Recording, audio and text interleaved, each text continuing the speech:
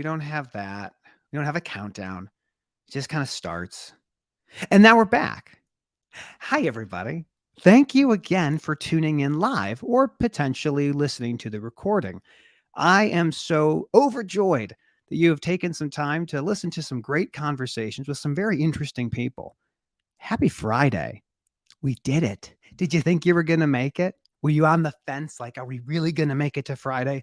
Or is Thursday where it's going to be that hard cutoff? Here's a beautiful thing, folks.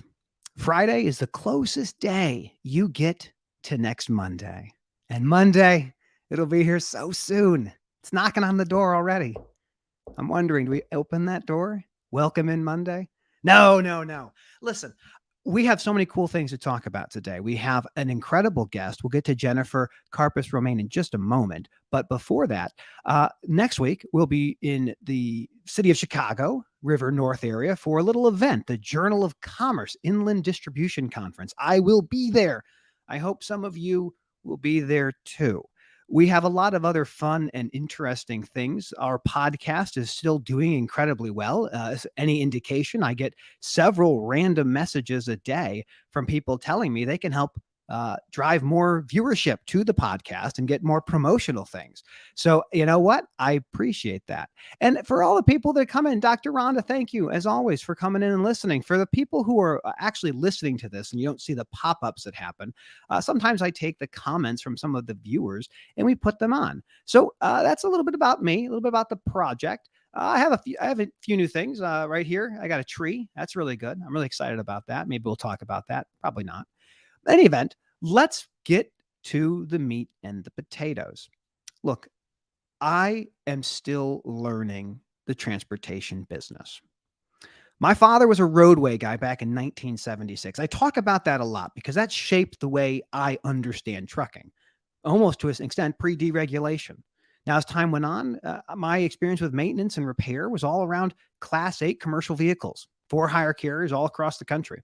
And my experience has been pretty narrowly focused on large asset owners and the challenges they have to maintain those pieces of equipment. But over the last few years, I've spent some time with LinkedIn getting to know other people in the business. And these people that I talk to are just absolutely, that's a great question, Charlie. Where is it? Right there. Here he is. That's Spider-Man. He's sitting there. We hide him. We hide Spider-Man. Look, I started making these videos because my youngest son and my oldest son love watching YouTube videos and they wanted to make them themselves. And I said, absolutely not. I have a 9-year-old and I have a 6-year-old and they're not going to make any videos. But what we will do is occasionally hide things for the audience to watch and enjoy. And that's what we do. So without further ado, let me welcome my very special guest, Jennifer Karpus-Romain. How are you? I'm good. How are you? Good to see you again. It feels like only half an hour ago. I know. It just wasn't too long. No, it wasn't. So I first met you through Trey Griggs. That's how I first learned about you. But I suspect that there might be some folks that are watching that may not know who you are and what you do with the TMSA. I would love for you to kind of talk about what is the TMSA? Who is Jennifer Karpus-Romain, and what is this all about? Well, that's a big question for a Friday. But I'm Jennifer Karpus-Romain, and I am Executive Director at TMSA, and that is the Transportation Marketing and Sales Association. So we are inside the supply chain, inside transportation and logistics, and we are dedicated to education and networking opportunities for sales and marketers inside this space. So we are a trade nonprofit, and we have been around for 98 years, which is crazy. It started as a rail marketing association, and then it has transitioned. Okay, so when you say rail, you mean like intermodal, like the big rail yards, that kind of stuff? Yep, like in the rail industry. That's incredible. Then it transitioned to include all of transportation and logistics. And then obviously it first added communications and then it added sales. So 98 years. So in 2024 will be our 100-year anniversary. I swear I wish that I had documents from 98 years ago just to know what people really were discussing about marketing at the time, but I don't have that far of data back. But I would imagine, I'm gonna hazard a guess. I bet you there was a group of people who said, what we really need to do is get some leaders next to one of those locomotives, get them doing a thumbs up and take a picture. And that marketing strategy to this day is still revolutionary, I suspect. Yeah, still relevant. So how we kind of serve we have a membership, and we have an annual conference every year in June. Next year, it'll be June 11th through 13th in Savannah. And then, which I'm really excited about, but we have webinars, about 2 webinars a month. We just started doing some LinkedIn Lives ourselves, which has been really fun.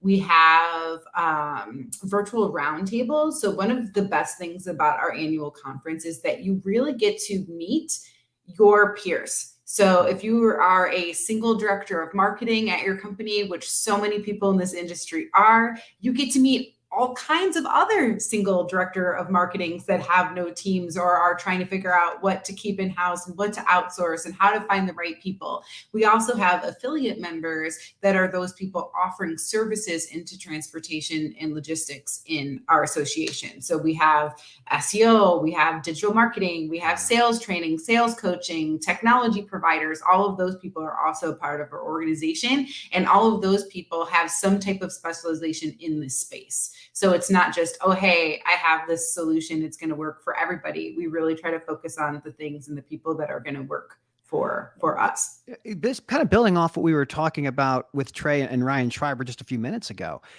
I find marketing to be one of the most valuable components of any business, because for me, it's how you communicate the brand, and the brand gets communicated not just to your prospective customer. That's important. Maybe it matters to your existing customer, sure, but also your employees and your future employees, like how you present yourself to the global cast of stakeholders. And it doesn't surprise me that you're dealing with, most people only have one person in that group, where they may have an army of recruiters and retention people. But I think that as you've kind of outlined this, the value of effective marketing is everything to a business, isn't it? Yes. And I think when you think about branding and when you think about putting out the value prop of your business, any outward facing person is going to matter in that conversation. Marketing, sales, customer support, everyone should be there. But even like your finance people still talk to customers. What kind of conversations are they having?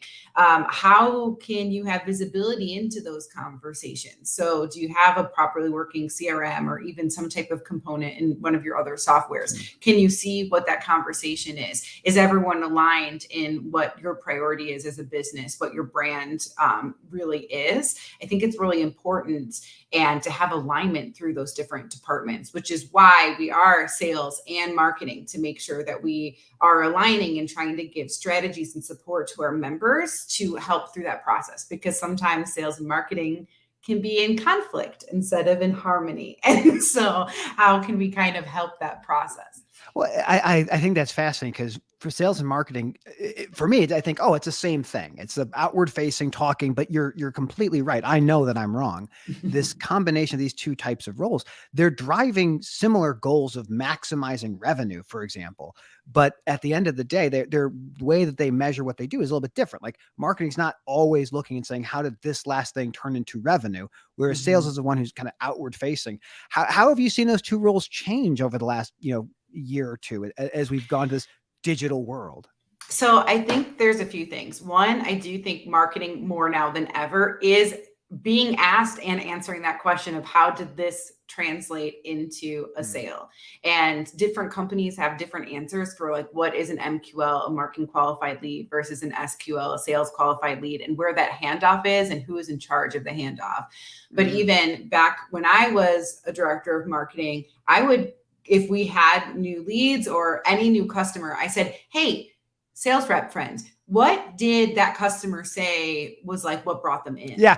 How'd you hear of me? How did they hear? One thing I want to know. How'd you hear of me? Because I can look at my data, and we had a CRM system, but like maybe that's not telling the whole story. And how do we get sophisticated data to really understand that process? So it's still good to have those conversations to make sure that your technology is supporting the truth in a way. And then also, technology itself has advanced, and with COVID and more distributed workforces, either forever or at least in the time period, people really understood what was working in their technology and what wasn't, because you can't just walk down the hall and ask questions anymore. You have to be able to see that. If you have things on a Post-it note, no one else is seeing the Post-it notes at your house. If you would see all my Post-it notes right now, it would be embarrassing, but like that isn't going to do anything. So how are you kind of handing off that information, or what is your knowledge base? And more people then gravitated to either having all-in-one software solutions that all of that data is all in one place, or at least connecting the different systems. So you might have a TMS system and a CRM system, but are they communicating? Wow. Where is that information going? Because if you can't see the whole story, how are you best going to market that? How are you best going to sell that? How is the customer teams going to help the customer? All of that is one big piece.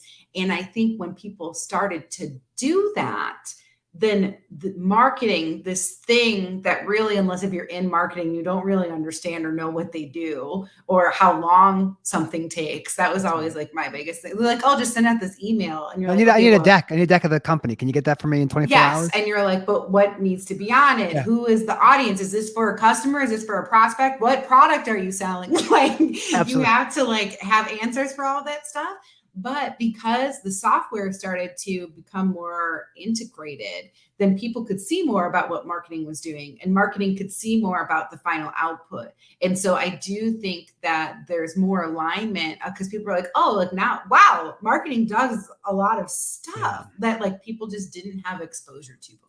Do you see marketing getting more of a seat at the executive leadership table? Like we're part of the process of planning what products are going to be researched and looked at. Like, how does marketing fit into where you think marketing should be in terms of effective ways of companies to grow? Yeah, I think there's a lot more CMOs now more than ever, and they're being tasked with that data and that support. Yes, Michelle, can you just make a post? Yeah, just make a social media post. It's just fine. And I also think that, so it's getting a seat at the table, and people are realizing that there's so many different pieces that go into that. So we talked about before, you're like, oh, there could be one marketing person, but an entire team of recruiters. Yeah. Okay, go make a social media post. Well, is that for recruiting? Because if it is, who is making that post? Is it marketing or is it recruiting? If it's recruiting, how is that fitting into the overall marketing plan with all the other posts? What social media channel do you want that to be? Because if it's drivers versus if it's an office worker, how you're directing that post, the language, and what sites you're going on is all on MySpace. That's what I do. Everything goes to I'm sure you're getting a lot of interaction. A lot of good. All right, so let me ask you this, okay? Because this is something I'm really curious about. So we have seen the rise, at least on LinkedIn and other platforms I know, of these like influencers, these people that are not, I wouldn't say brand ambassadors, but they're out there on behalf of a company talking about certain things. How is like the individual speaker within a company versus an individual speaker as like a third party brought in? Like, how do marketing companies, how do you think about this? What are the ways that they are useful? So it is interesting. I think it depends on your use case. So I think that the best brand ambassadors are going to be your employees. Yes. Because if you are willing to put your foot in the game and like work for the company and speak, like I was even, so I am here as a brand ambassador of TMSA, as the executive director, talking to you, who with your show is an influencer in the space and transportation. I know this is a very meta conversation we're having. But I think that, but part of that is also training your employees on how to talk about a business and how to be respectful and all of those things. But that is, so I do teach social media at Cuyahoga Community College. Yeah, I was thinking to that too, but I didn't want to jump the gun. Yeah. So, and that's a conversation that I have. And like, I have my favorite unit to teach is ethics, because it changes so much. And how do you ethically do that? Because if you want your employees to talk about your business, but then you're giving them too many parameters, then you're not really giving them the freedom of speech that social media allows, or just like, you're not getting that real authenticity that having your employees be a part of that conversation can really lead you.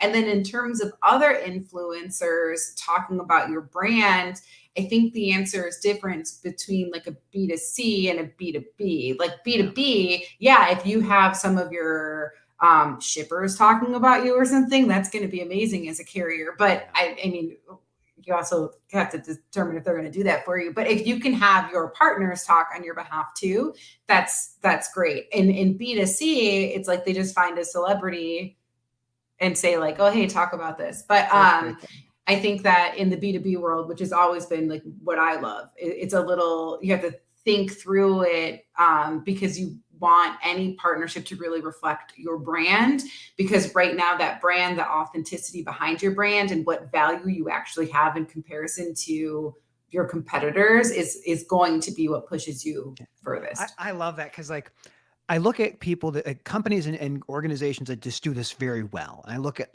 some examples like Steam Logistics, Freightvana, and CS Recruiting. These three organizations have people that are talking not always about the brand. They're just talking as individuals, but it reflects this kind of air of candor and excitement that I think translates well in these different mediums. So I'm excited to watch as this stuff keeps going. But then the amount of people doing stuff, it's amazing. It's like this creative renaissance. So I had always done LinkedIn. I was like, I need to go to other platforms. So I started Twitter, and then I started a TikTok just like last week. And I'm like, how many things are we supposed to have? How many should we have to be effective? So my answer is going to be twofold, as most of my answers are. One, what can you do effectively and consistently?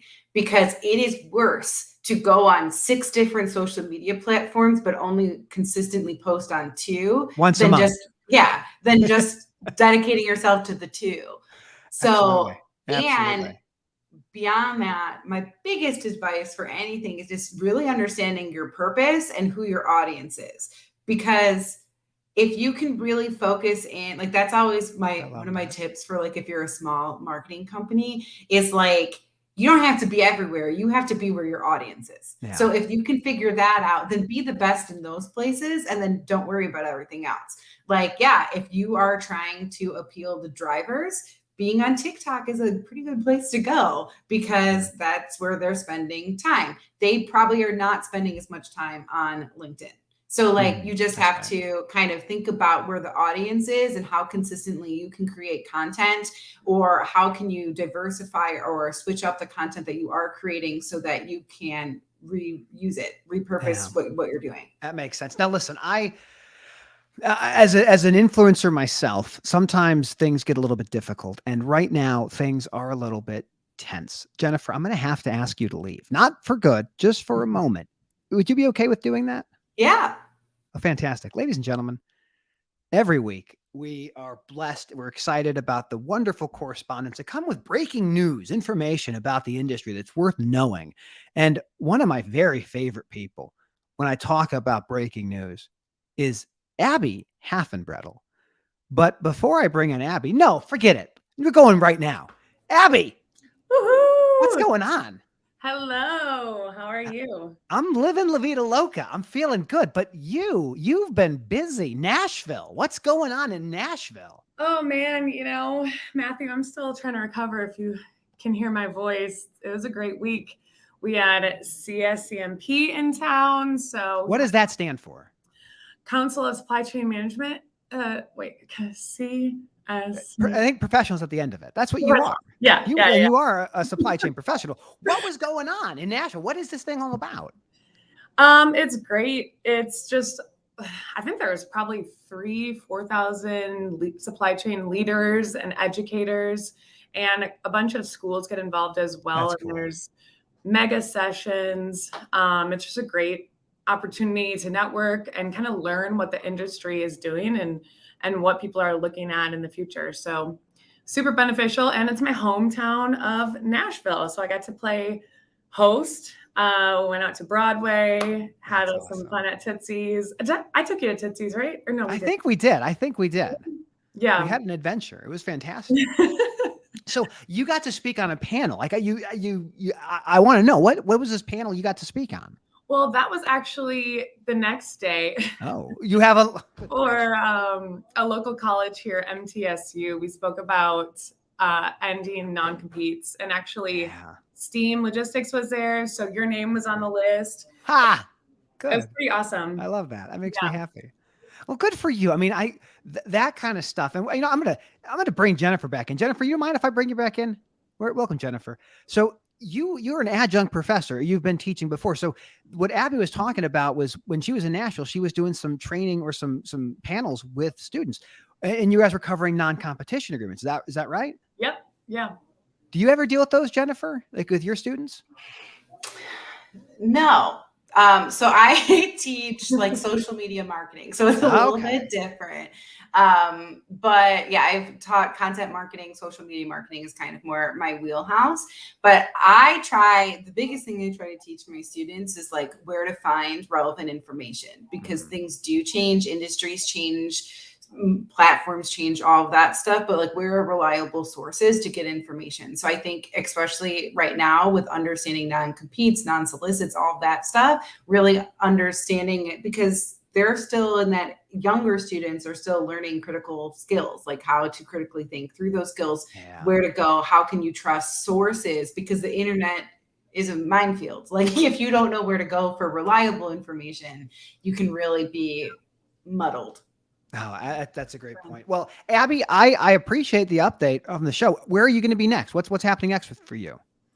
What is next? There's actually another conference here in town starting Monday, the McLeod. Oh, that's right. Are you going to that one?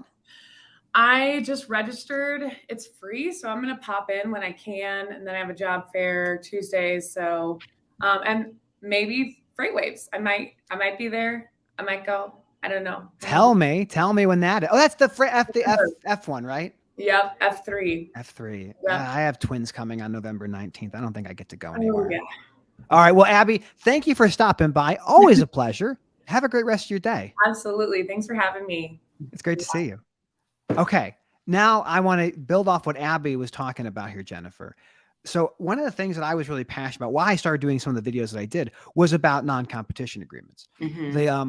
These things are so virulent in our industry, and they're everywhere. But like, I think but for my numbers, it's about 30 million Americans have signed a non-competition agreement, and less than 10% will ever even negotiate it, will ever even attempt to negotiate it.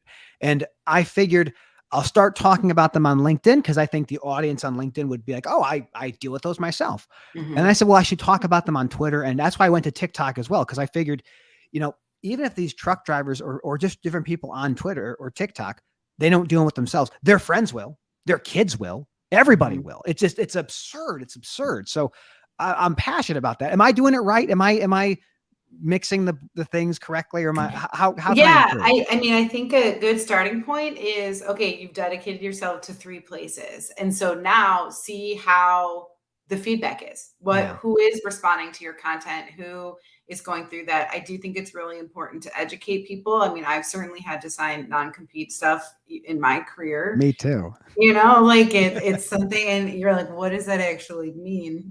Yeah, absolutely. What is the definition? And just, I think, like understanding the difference between a non-compete and a non-solicit, because those are 2 very different things. And like, understanding the differences and like why you have to sign it. Or like I even had we were talking before we went live, like I'm kind of a workaholic. I do all kinds of stuff. Yeah, you do a lot of things. But I had once a job tell me that they didn't want me to work anything else. And I was like, a moonlighting clause. We put those in there and saying you can't. Yeah, but I'm like, but as long as I'm doing my whole job here, what difference does it make how I spend my They want you to disclose it. They want you to tell them. That's what they want. And like some things, I understand why people ask for things like that. And like, depending on how your contract is, but the majority of the time I'm like, this doesn't make sense. Yeah.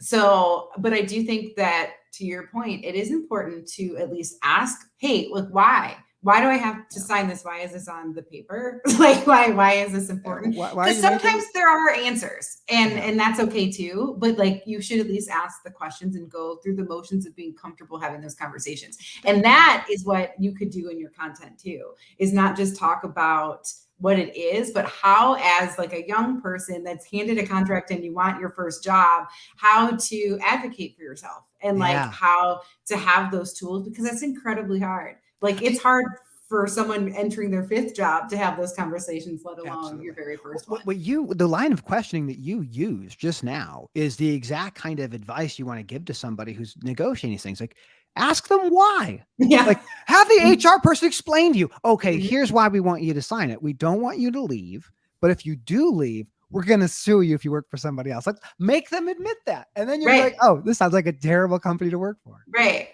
And I think too, when you are going for a job, or I think that interview process is as much about the company interviewing you as as the future employee interviewing them. Like, you do want it to be a good fit, and understanding what you care about and what you're willing to negotiate, and understanding all those things before you step into that negotiation room. Yeah, this is the advice I think that recruiters generally dislike me for recommending this type of advice, which is you get approached by somebody. The first thing you should be asking is, what is the role? What does it pay? And are there any contracts I have to sign before I'm able to join? Because if we know the ubiquity of these non-competition agreements or other post-employment restrictive covenants, and you know in advance you have to sign with it, your sunk cost of going through this massive interview process, you can just say, oh, I'm not going to sign that. Oh, then we're done. Okay, great. They don't want to do that. They want to kind of wait to tell you all of those things, because by the time you get presented with it, I think it's like 30 to 40% of non-competition agreements get signed after the job is already started. So That's crazy. You're 2 months in, and hey, here's a document. You have to sign it. What happens? Oh, we're going to fire you if you don't sign it. This is the world we live in. It's horrible. Okay. So I have more marketing questions, because this is an area that I want to understand it better. Okay. So let's say that you have a wildly successful TV broadcast. Let's not say TV. Let's say it's on LinkedIn. I don't know. Okay. How do you monetize that? Right? Because like Armchair, we don't have any sponsors. We're just kind of doing it. What do you do? How do you show people, hey, look at my numbers, look at my people. What do I got to do? So, I mean, sponsorship is obviously a big way to do that, if you have people willing to sponsor your show. And I think the biggest thing with that is thinking through those sponsorships, especially because you don't want to alienate either. And so like that's the tricky thing for a brand, because, oh, this sponsor is willing to give me all of this money, but I also want their 4 direct competitors want to care about what I'm going to say. So how do you have a sponsor like just an inanimate object, like a pumpkin? Like, today's broadcast is brought to you by this pumpkin. Like, if the pumpkin's going to pay you money, but no, pays me an exposure. That's what. Yeah, and I do think that there's something to be said for positioning yourself as a thought leader, as an influencer, and then taking that stock into other things that you're doing. Yeah. So, because relevant content every week is very valuable for a lot of people. And the more you put your brand out, the more face time you're giving. Like, people who are watching us right now probably feel like they're part of the conversation, because they are, because we're sitting here, they can talk to us. It's engaging. And that is something that might not have an exact dollar amount tied to it, but you can see how your influence is growing, how more engaged people are week to week. And then you can always take these recordings and these conversations, and then you can turn it into something else. So maybe you make a book off of all the people that you talk to, and then you sell your book. So the book that I want to write is like Green Eggs and Ham, but instead of Green Eggs and Ham, it's signing a non-competition agreement. And the character Sam is like, "Hey, could you in this house? I could not in this house. I will not sign your non-compete." Something to that effect. Yeah. So like a lot, I think for me, it's always like a work smarter, not harder situation. So even if you're using this and this in itself isn't going to make you money, if you decide you don't want sponsors or whatever, how else can you pull this content out? Okay, well, you can create an entire blog post a week based off the content that you're having in these conversations. You can get that on your website. You can see your website traffic and those numbers. You can also look to see how the numbers of this is going as you continue on with the show, That's a good point. Like there's all kinds of numbers. There's a question here that I saw that piqued my legal interest. So it says, I would actually be super curious to hear a legal take on employee influencers from an attorney influencer. That's really interesting. I'm trying to think of how I would think about that. Well, Michelle is very smart. She was the TMSA Partner of the Year this year. Really? For Drop and Hook, her company. And all that's phenomenal. So we're happy to have her here, and she asks very thoughtful questions like that to TMSA, but not about attorney questions. So go ahead and answer. This is not legal advice.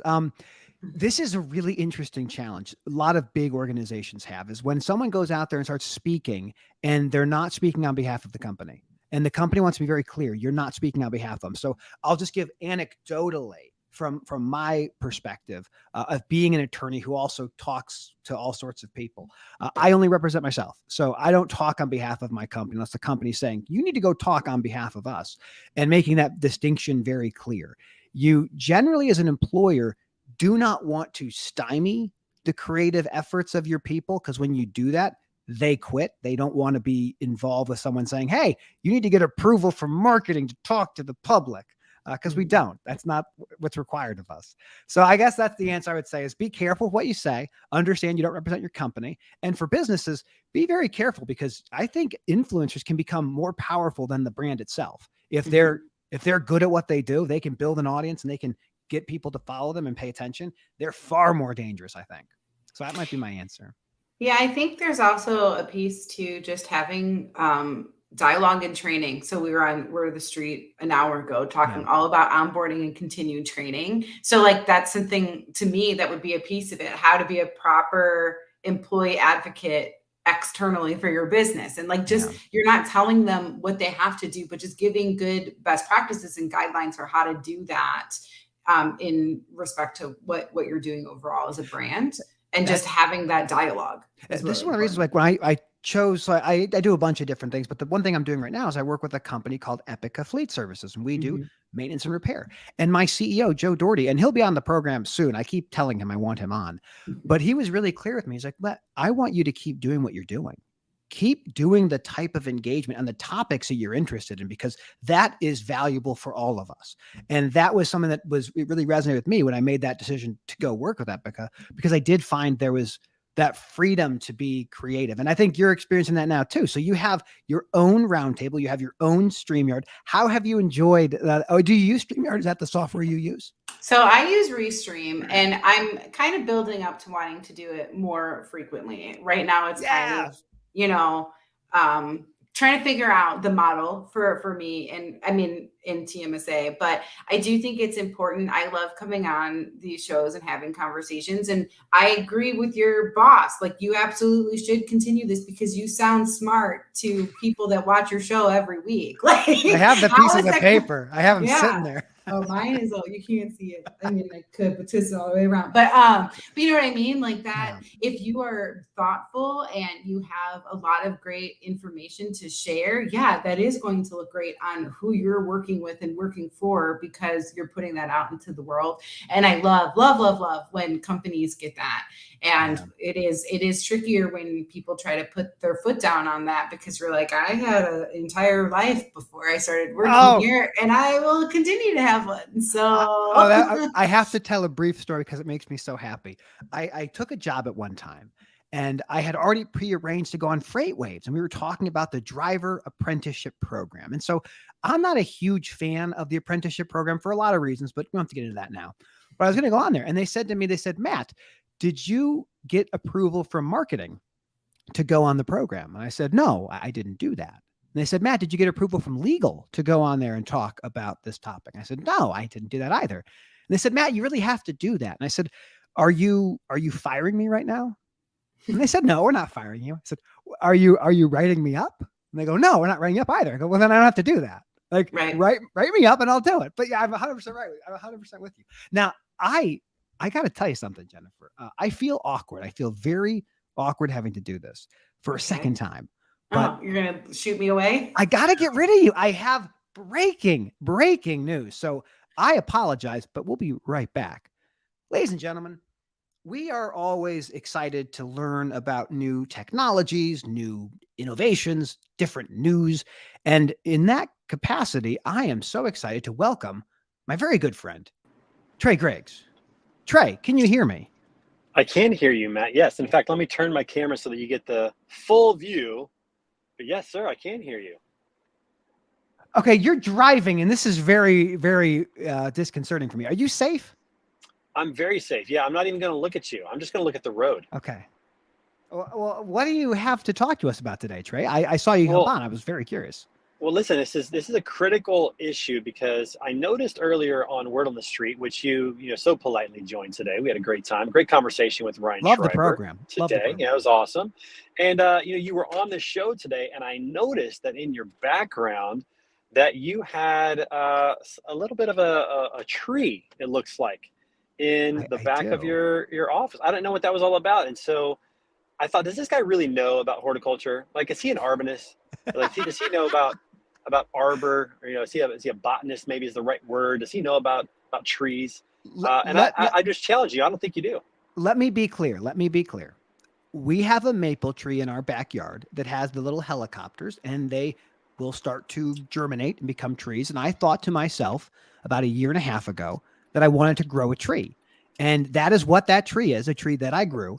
And it's been outside, but because winter is coming, I brought it inside so that it wouldn't lose its leaves. And my wife doesn't like it. She is, in fact, against the tree.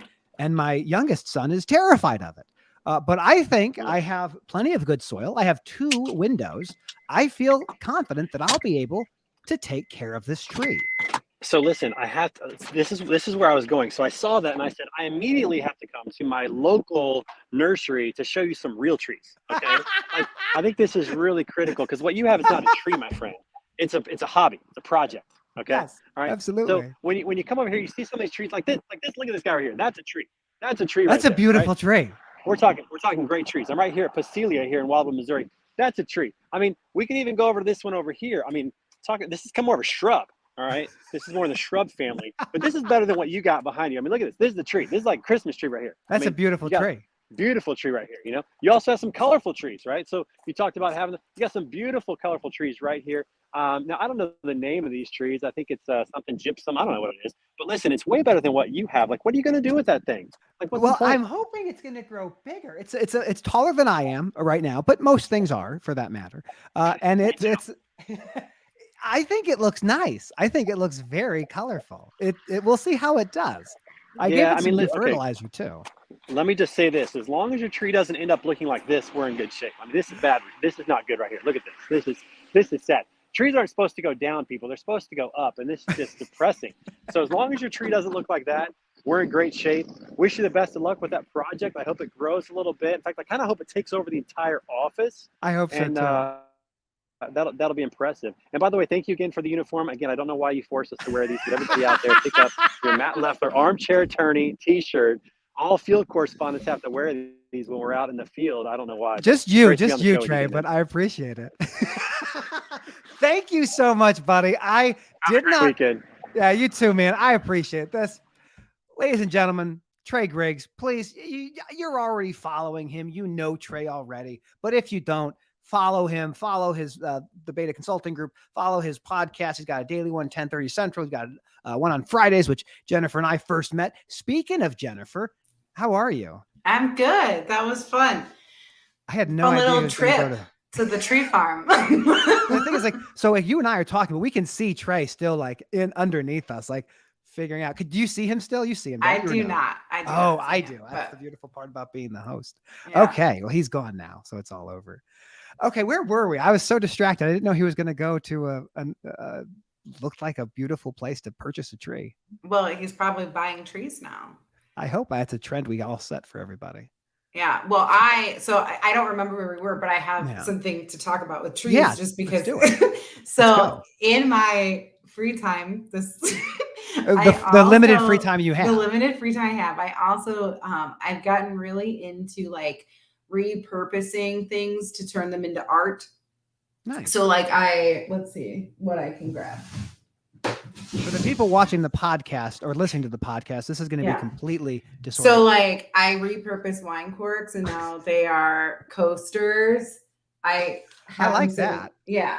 And I have things like that. So like at the holidays, I make a pumpkin out of wine cork or a Santa hat. But I'm going to be doing in like the next 2 weeks. I'm actually, so in Word on the Street, I just talked about my mug problem and how I have so many mugs. So I'm actually taking some of those mugs and putting like cute sayings on them. And I'm going to like put little succulents and things and make little I like that. Like plants out of coffee mugs. So that you can keep them in your house. Will you drain the bottom of them to have it so the water can drain? Or so no? I found 2 ways. Yeah, I found 2 ways to do it. And I think what I'm going to do is you can put like little rocks in the bottom and then so that way they have the space for the water to like seep through the bottom. And I think I'm going to do it that way because yes, I don't want to shatter the mugs, but also like if you just want to have like a cute plant in your office, you don't want to have like the drainage system like going on all over. So I was papers are so damp. Oh yeah, that's right. So I will be repurposing coffee mugs and turning them into little planters. So that's fantastic. That makes me so happy.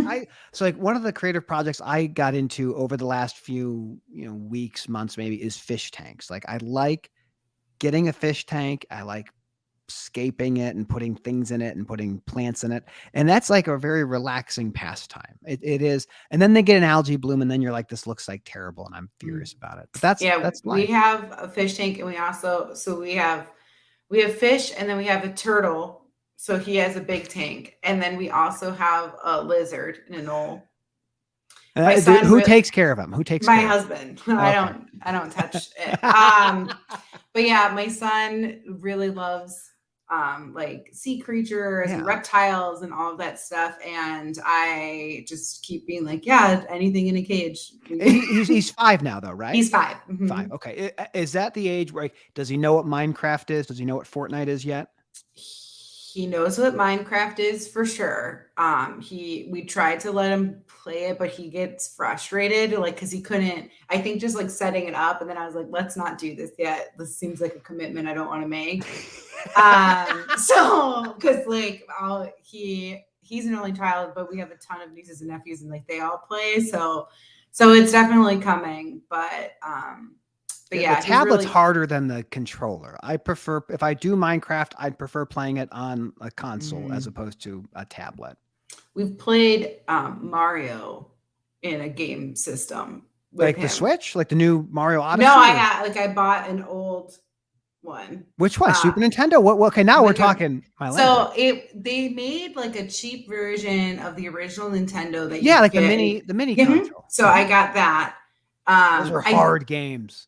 Yeah, and I feel like the controllers on those, like they're not as like they're a little more glitchy than they're not as responsive. That's one of the big gripes that people had with them. And I'm like, that's really like N64 was like the last of my personal childhood gaming. System. Great like system. Yeah, like Mario Party, James Bond, like that Mario I would play Kart, a lot. Smash Brothers, good stuff. That, and then I was like pretty much done. I mean, my husband still plays video games, but so we've played Mario before and he loves it. He also just thinks it's funny when you die. It's like he just keeps like jumping down the hole and I'm like, yeah, you're 5. This is that's what they do. I didn't realize, like, I got to the point maybe 2 years ago. So my oldest son is now 9 and he's just better at video games than I am. And so I get to a hard part. I'm like, Michael, I can't do it. I just need you to do it for me. Do it. Take care of your father. And so I'm getting them in the path early on of taking care of their father. Oh, It's very great. important for me that they can, That's good. yeah, do the heavy lifting when things get difficult for me. Yeah, they learn technology very fast. Well, they're born into it. Like this is like, Mhm. you know, I'm born 85, right? So 37, I think is what the number is. I don't know. I'm not a mathematician, but like we didn't have ubiquitous internet until like high school, and it was AOL, it was dial up and all Mhm. this. But these kids today, like they don't even know what it's like to be bored. Right. And I don't know how people survive. Like I hate being bored, but I used to get to that place. Now there's distraction everywhere. Yeah, I was born in 86, so similar, but I got when you get to be my age, it's so much harder. so much harder. So But much I had an older brother who was like more like not a nerd, but like understood technology and wanted. So we had I remember having a computer in like 6th grade, but I was one of like the nice. first.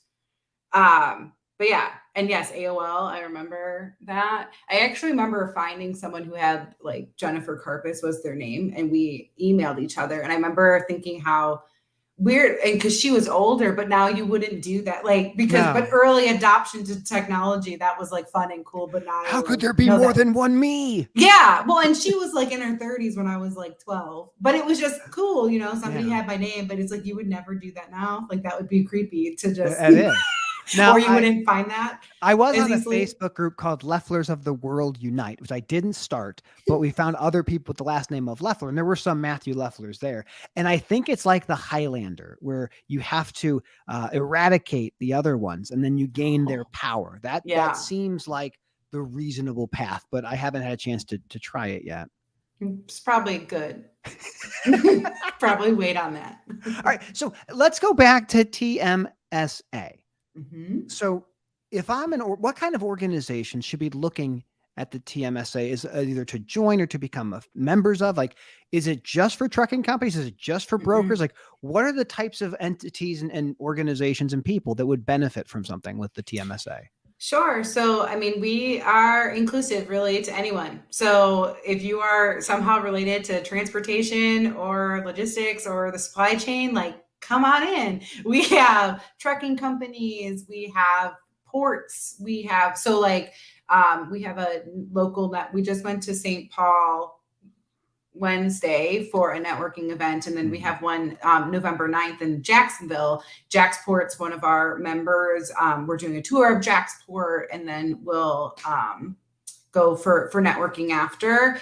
But we have all kinds across. We have intermodal, we have some rail, we have some air, kind of just anyone across the board. And then we also have those people that are serving the industry through digital marketing, sales training, technology, all that inclusively in. So I would say anyone that has somebody in sales or marketing, and we have some communication HR, because sometimes all of that stuff overlaps, like recruiting, retention is a big one. Those are kind of the sweet spots for us is those people coming in. We find that there are a lot of people right now who are either new to the industry that have sales and marketing experience, or they're new and they just need to understand. Like we have a Transportation 101 webinar that we do twice a year. We actually have it coming up next week that just kind of explains. Is that for members only? It is not for members only. As I'm talking, I'll pull it up. Yeah, because I'd love to share that. I think it'd be one of our membership perks is that you get the recordings of our webinars for the past 5 years, conference presentations, white papers, ebooks, all of that stuff. That is a member benefit. But if you wanted to attend a webinar live, I keep clicking the wrong. You can send it to me afterwards, and I'll put it in the notes when I put it on. That's good. Okay, I'll put it here too. So I'm like, that is. I need the data right now. Absolutely right now. And then what I think about as you kind of outlined this, like I've always said that you can't opt out of the supply chain. Everything is part of the supply chain. And when you look at like products themselves, the product and how the product arrives to you, whether it's on a shelf or the doorstep, that is part of that product. That is part of that experience. And so I can imagine the benefit from anywhere from manufacturers to retailers. Mhm. You've already outlined the intermodal and the trucking companies and the brokers, but this is an every sort of company thing. Mhm. Because you Yeah. are helping build relationships and helping marketing people become more proficient and salespeople to understand the customer better. Absolutely. And like that's everything that we're trying to do. And we are trying to grow and have more people from all different parts, and just better serve our membership. So I mentioned we have an annual conference every year. That's our biggest event, our kind of our marquee. And that's in Savannah June. next year. Is that right? Yep, that'll be Savannah, June 11th through 13th.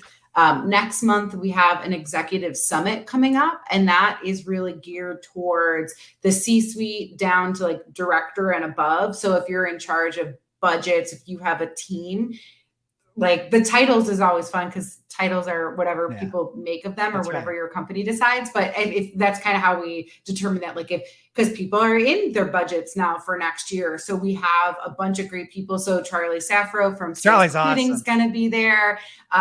We have this guy, Tarek Khan, who is going to be talking about using diversity as a business case, like why you should be more diverse and how that will help your bottom line and not just because it's the right thing to do. We have Salesforce and Forward Air is actually going to be our keynote for that event. And they're going to be talking about the full business transformation with technology in transportation, which is going to be huge. We have Prasad with Trucker Tools is coming to talk about his growth experience. And then the other thing that we have going on there is one of the other member perks of being part of TMSA is that we do a benchmarking study every other year that talks about how people are spending their sales and marketing dollars and what that kind of looks like. And just, it really helps you benchmark where you should be or where you could be. And the people who are coming to the summit are going to get the first look at that. And I'll be kind of going over my thoughts on that study. So I've been looking at the preliminary results of that, and it's fascinating. The last one came out right before COVID. So like when I was putting the questions together, I was like, yeah, this needs to be adjusted. Like we need to talk way more about technology and software integration and who's using what and how do you define your MQL, SQL process and like all this stuff because it's so relevant. So that executive summit is October 20th through 21st in Atlanta in the Buckhead area. Oh, that's awesome. So we are working really hard to bring more and more things to our members. We just launched a brand new website and member portal. We announced some industry partnerships with that. Like we are partners with Manifest 2023. So all TMSA members get discounts to that show in Vegas next year. Sizey and the press release, like the PR Newswire, we have a partnership with them. So there's just a lot of great stuff going on. And I took this role less than a year ago, and I'm really working to talk to current members, future members, previous members to see, hey, what do you want TMSA to be? What could we be doing more of? We are really this only association of its kind in this space. And we want to be everything we can be for our members to give the best networking, the best education that's going to be for their needs and what they're doing in their roles. Yeah. What I love about that is like, we talked about this before we went live, and I've been a member of a bunch of different organizations over the years. And oftentimes the organizations they're important, but they're also mostly lobbying in certain contexts. Like they're focused on very specific types of problems. And it feels like, from what I've understand from your experience with TMSA, is you're really here for the industry. You're really here for everybody. And you're not out there trying to lobby to get results or go after legislators, but you're saying we want to help you become better. So how many companies should have podcasts? Should it be 70% of companies, 5%? Like that's a trend that I'm seeing a lot of. So what do you think about that?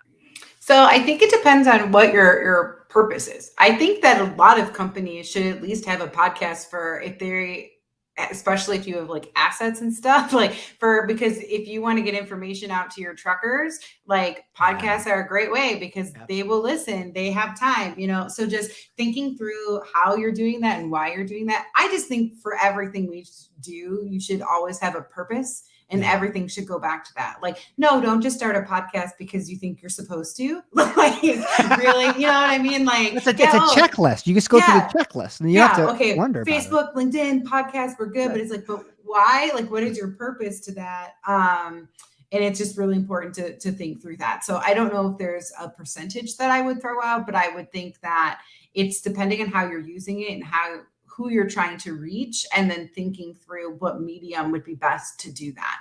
I will say with podcasts, which I'm sure you're learning, like, you need to be consistent. You can't just kind of stop.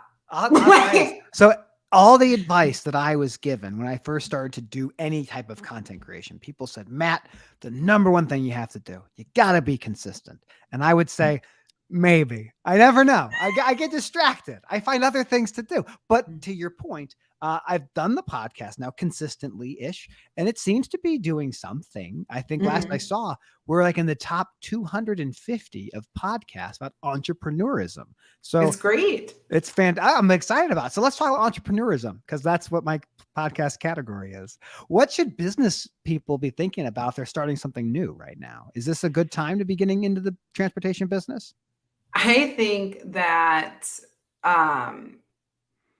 that's a interesting question. So I mean, tough environment. I think it depends on what you want. I think about this too when even going back to like recruiting and retention and your part as an employee, you're part of that. Because I have some people that are like, I don't want to work for anyone. I just want to start my own company or be a freelancer, which coming from a creative space, I was a journalist. I have done have started a digital agency, like all this stuff, like that's what I did. But I'm like, there are certain things that you really need to think through. Like, do you need people to tell you do a good job at work? Because if you're a freelancer, no one cares. Yeah, no one cares. No one cares. They just want you to turn in your project and then you're done. And then take the money and go away. Yeah. Or like, if you want to start your own business, like you are not making a steady paycheck. Is that something you're comfortable with? Like, have you thought through like your healthcare? And like, there's so many pieces. It's not just like, the gig economy is awesome, I'm going to go do that. But it's like, there are a lot of decisions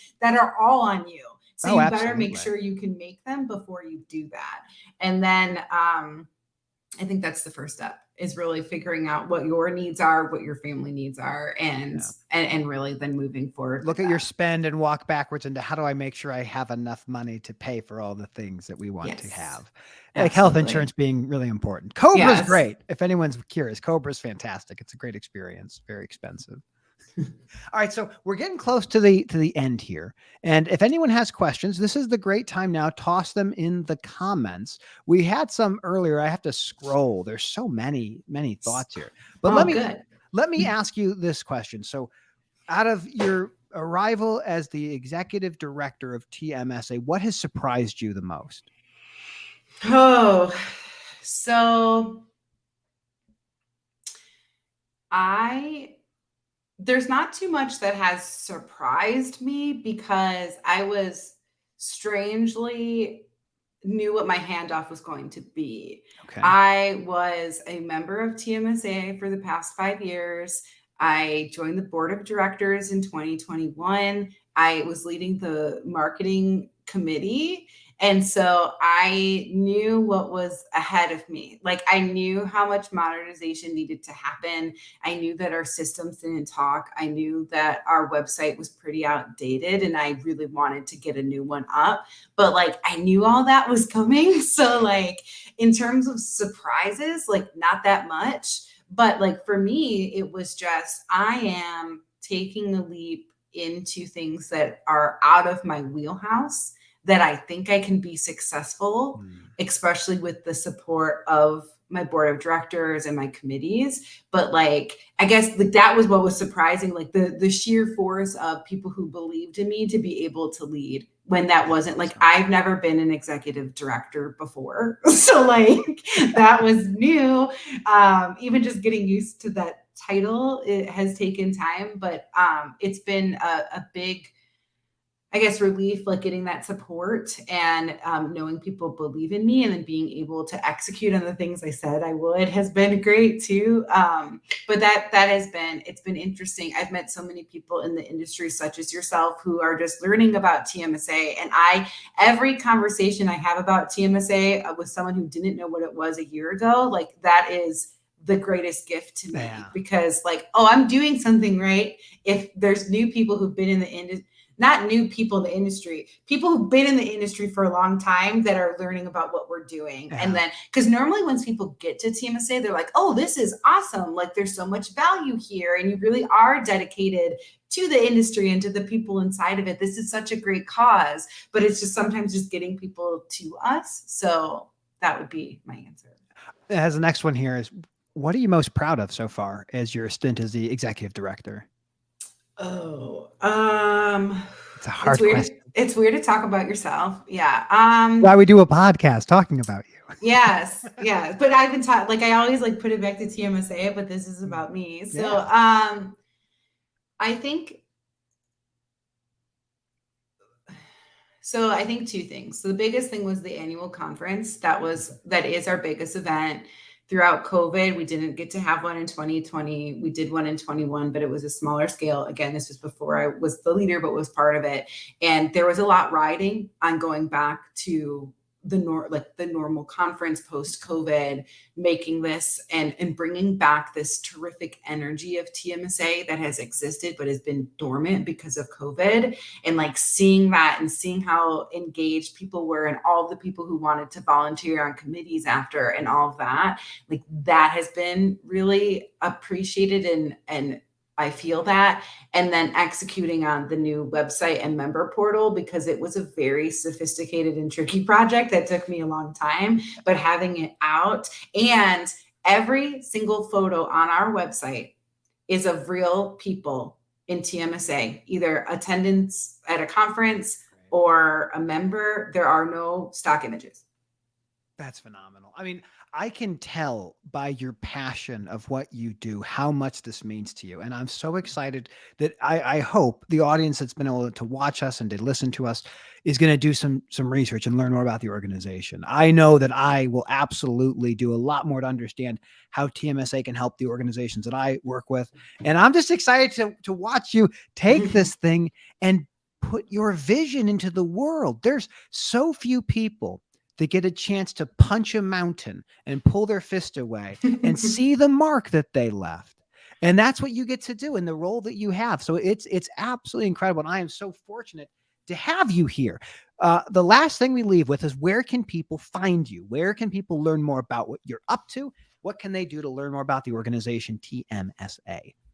So our website is www.tmsatoday.org. So you can go check out that fancy new website that I talked about. We are on LinkedIn, Facebook, YouTube, Instagram, and Twitter. And then I am also in all of those places. I can send you my links after, because do that. I'll put them that's the hardest thing about like post getting married and stuff, that like some things just have Karpus, some things have Karpus-Romain in my handles, and I don't remember which. So I can send those. Okay. Well, I'm going to kick you out for a second. Don't go anywhere. Okay. I'm going to do my little outro and then we'll talk for another minute. So she's got to go. Jennifer's got to go. Everybody, that's it.